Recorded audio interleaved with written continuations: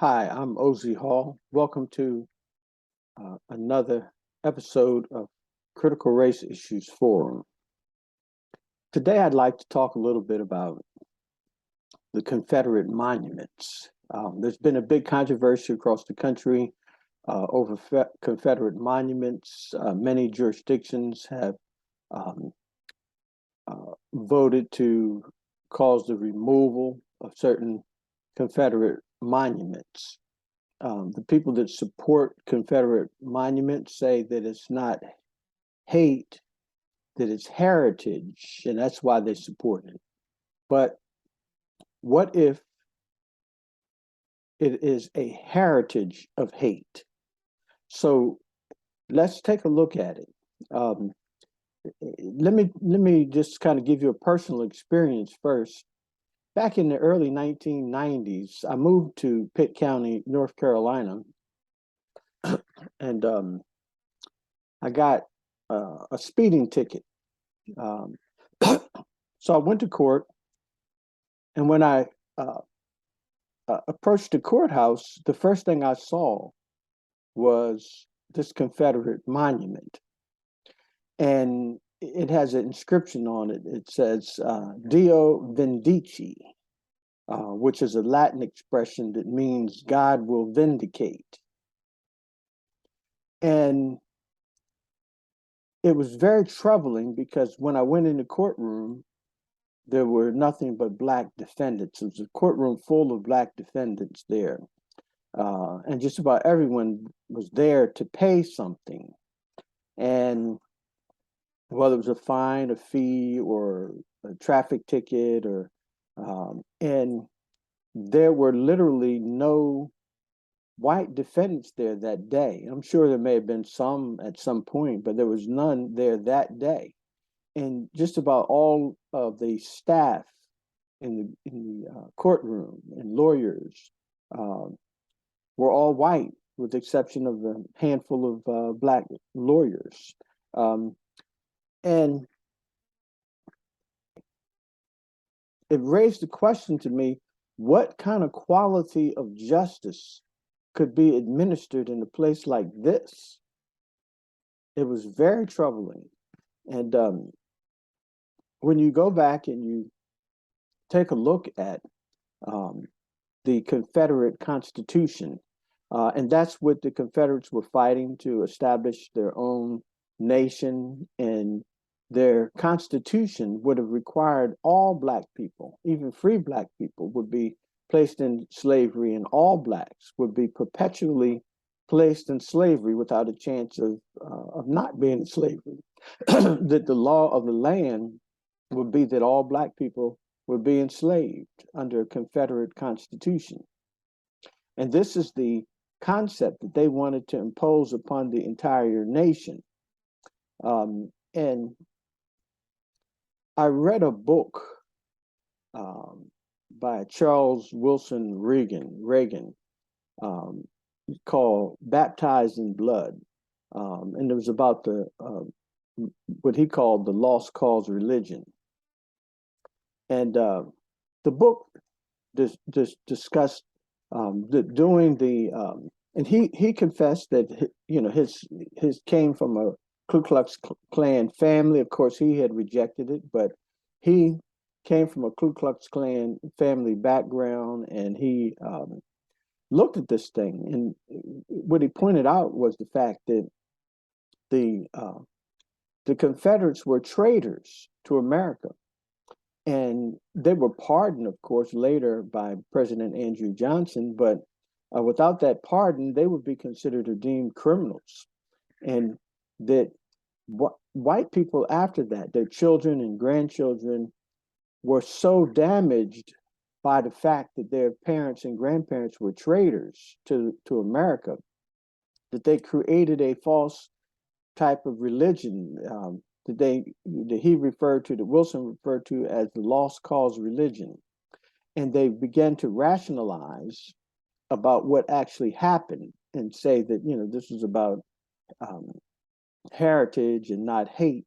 But they organized something called the Sons and Daughters of Confederate Veterans, and they began to erect these statues in courthouses, in state capitals, and various places all across the South. So literally thousands of these monuments appeared over time, and there was a movement of whites who supported the Confederacy, and they made these monuments a rally point. Most of them, every year, they'd have some type of memorial service where they'd all come together and they'd remember the Confederate soldiers and their heritage. And it became a rally point for the Ku Klux Klan and for other types of racist groups. And so these monuments served as a way to establish a racist culture in America and to perpetuate it and to continue the influence of the old Confederacy well beyond its loss in the Civil War. And so, this is not just some type of benign situation where we have these monuments all over the place. They are actually put in public places. They probably violate the Public Accommodations Act because they're really terrorist symbols that are there to intimidate people. They're there as a rally point for white supremacists and to intimidate Black people and to keep a white supremacy movement alive.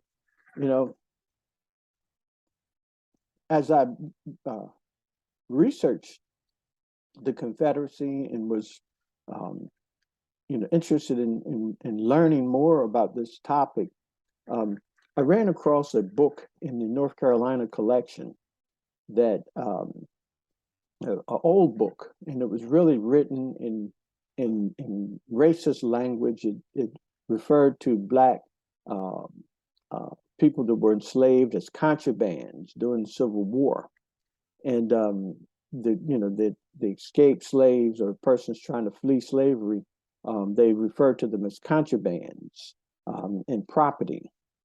And in 1863, in July, around July 22nd, 23rd, General Potter, a Union general who was stationed in New Bern, North Carolina, which was held by the Union, they conducted a raid. It's famously called Potter's Raid.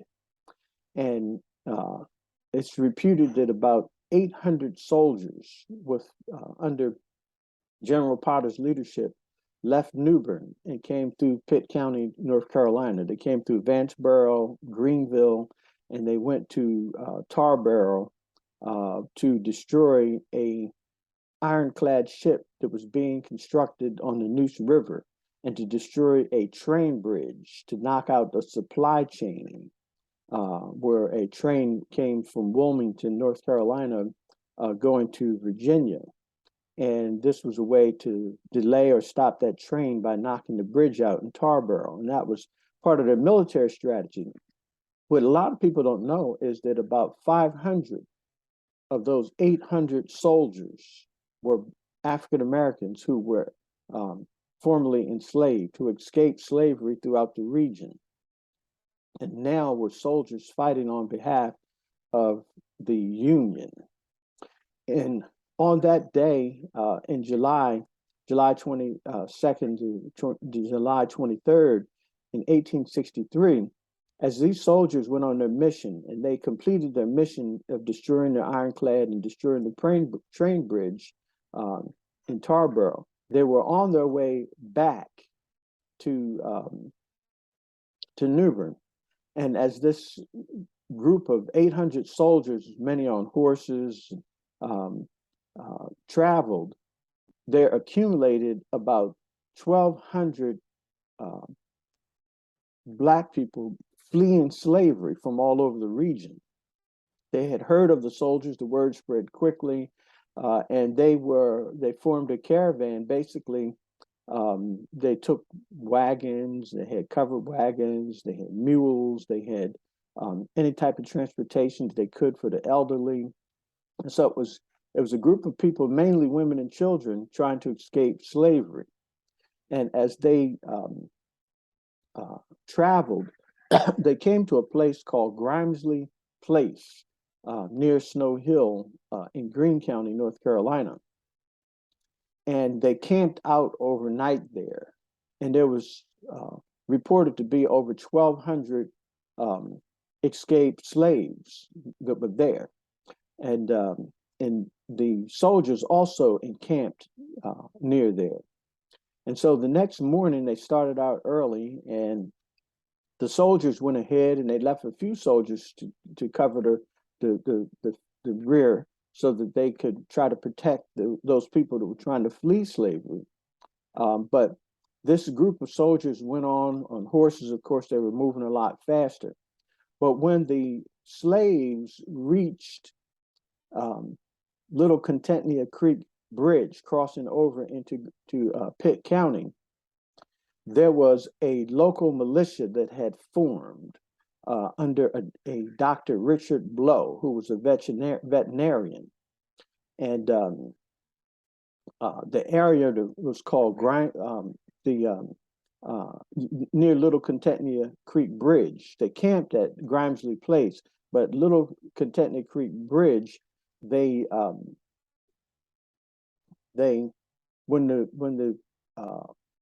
the escaped slaves began to cross over the bridge, they were ambushed by this Pitt County militia led by this Dr. Richard Blow, this veterinarian named Richard Blow.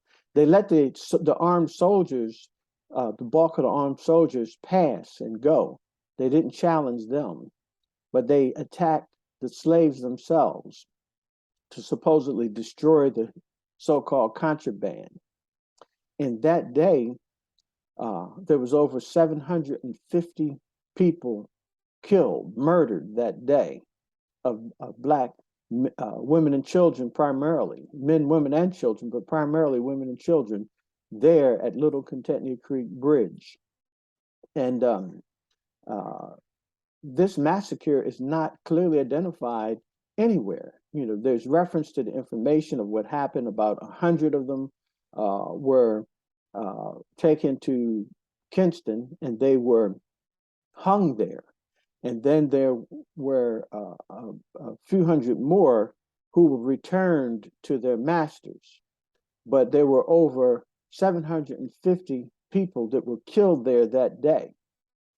So I began to wonder, well, what would have happened? There has to be some physical evidence if this number of people were killed there that day. Where did they bury them? And during Hurricane Floyd, there's a church right near the river, the basin for Little Contentia Creek. And I learned that during Hurricane Floyd, there were a bunch of bones that were exposed, where there were mass graves along the riverbank, where the floodwaters basically had eroded and caused all these graves to open up. And so, you know, the people covered them back up, and I, you know, went down and I talked to a lot of the elder people at the church and learned that a lot of the people didn't really know the history of what had happened there, and they didn't know who these people were that were buried there. They thought maybe it was an old Native American burial ground, or they had no idea what it could be.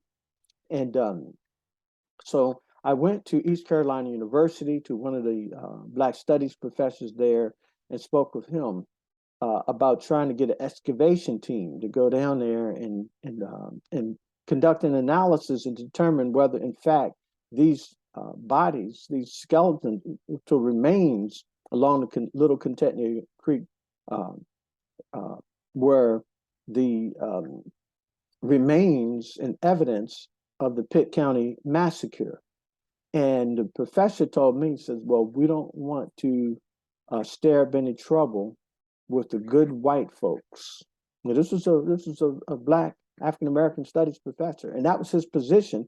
And this was something of historic proportions. It was very significant, a very significant historical find. And so I am still working to try to get someone that can be a team of scholars and uh, uh, archaeologists and people who have the equipment and the skills to come in and conduct an analysis and determine whether, in fact, all of these human remains are the remains of some of those 750 people that were massacred there in Pitt County, North Carolina. So when I look at these Confederate monuments, I'm very glad to see that across the country, there's an effort to remove these Confederate monuments and at least remove them from public places and from public view, because they, in fact, um, are something that if you're conscious, you'd be intimidated if you go to a courthouse expecting justice and there's a Confederate monument on the courthouse lawn, especially if you're Black, or a person of color in general. So, this is something that really is part of an ongoing discussion. The Civil War was one of the bloodiest wars in our history. And up to 1 million people were killed on both sides. So this was a very tragic situation to try to uphold an evil ideal, the notion that Black people should be perpetually placed in slavery. And we have people today in our modern times who still hold these beliefs and who still have nostalgia about the good old days, and they want to bring back this belief system when the insurrectionists on January 6th entered the Capitol to try to stop the President Joe Biden from being installed as president after winning a legitimate election. They carried a Confederate flag into the Capitol Rotunda. And so this is an active movement that we should be prepared to fight against, because these people are against the continuation of the existence of American democracy. And so this is a issue that we really need to understand and discuss in our communities.